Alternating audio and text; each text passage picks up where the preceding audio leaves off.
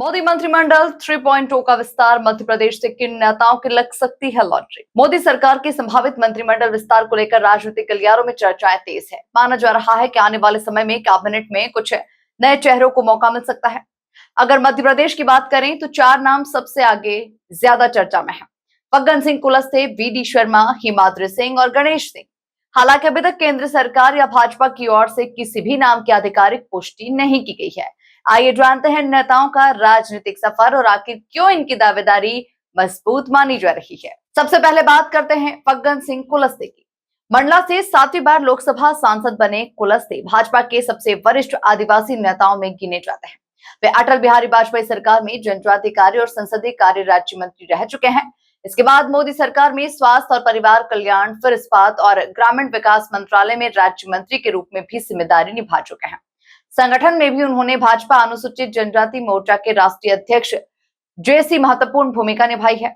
लंबे संसदीय अनुभव और आदिवासी समाज में मजबूत पकड़ के कारण उन्हें संभावित दावेदारों में देखा जा रहा है। अब बात करते हैं वी.डी. शर्मा की। खजुराहो से सांसद और मध्य प्रदेश भाजपा के पूर्व प्रदेश अध्यक्ष रहे वी.डी. शर्मा को संगठन का मजबूत चेहरा माना जाता है। उन्होंने लंबे समय तक बूथ स्तर से लेकर प्रदेश स्तर तक संगठन को मजबूत करने का काम किया। 2024 के लोकसभा चुनाव में मध्य प्रदेश में भाजपा के शानदार प्रदर्शन का श्रेय भी उनकी संगठनात्मक रणनीति को दिया गया। यदि संगठन और सरकार के बीच में संतुलन बनाने की रणनीति अपनाई जाती है तो वी.डी. शर्मा का नाम प्रमुख दावेदारों में शामिल हो सकता है। तीसरा नाम है हिमाद्री सिंह का।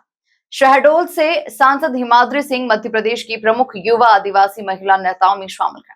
वे पूर्व सांसद दलपत सिंह परस्ते की पुत्री हैं और आदिवासी बहुल क्षेत्रों में उनकी अच्छी राजनीतिक पकड़ मानी जाती है। यदि केंद्र सरकार महिला और आदिवासी प्रतिनिधित्व को और मजबूत करने की दिशा में कदम उठाती है तो हिमाद्री सिंह को भी अवसर मिल सकता है। हालांकि फिलहाल ये केवल राजनीतिक अटकलों का ही हिस्सा है। अब बात करते हैं सतना से सांसद गणेश सिंह की। गणेश सिंह कई बार लोकसभा का प्रतिनिधित्व कर चुके हैं और संसद में उनका लंबा अनुभव रहा है।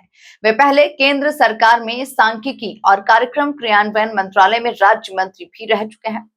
विंध्य क्षेत्र में भाजपा के मजबूत नेताओं में उनकी पहचान है। संसदीय समितियों में भी उनकी सक्रिय भूमिका रही है।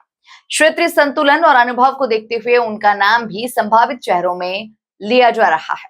फिलहाल फग्गन सिंह कुलस्ते, वी.डी. शर्मा, हिमाद्री सिंह और गणेश सिंह जैसे नाम राजनीतिक गलियारों में चर्चा का विषय बने हुए हैं, लेकिन भाजपा की कार्यशैली को देखते हुए किसी भी संभावना से इनकार नहीं किया जा सकता। पार्टी पहले भी कई बार मंत्रिमंडल गठन और संगठनात्मक नियुक्तियों में ऐसे चेहरे सामने ला चुकी है जिनकी चर्चा पहले नहीं थी। ऐसे में यह भी संभव है कि मध्य प्रदेश से कोई नया या फिर चौंकाने वाला चेहरा अचानक से केंद्रीय मंत्रिमंडल में जगह बना ले।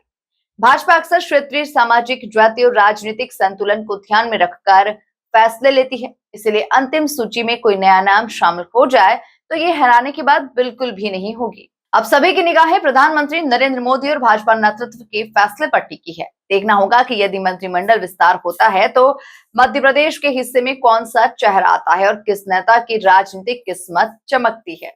खबरों की रफ्तार सधे अंदाज में लेटेस्ट खबरों के लिए हमारे चैनल साधना एक्सप्रेस डिजिटल को सब्सक्राइब जरूर करें।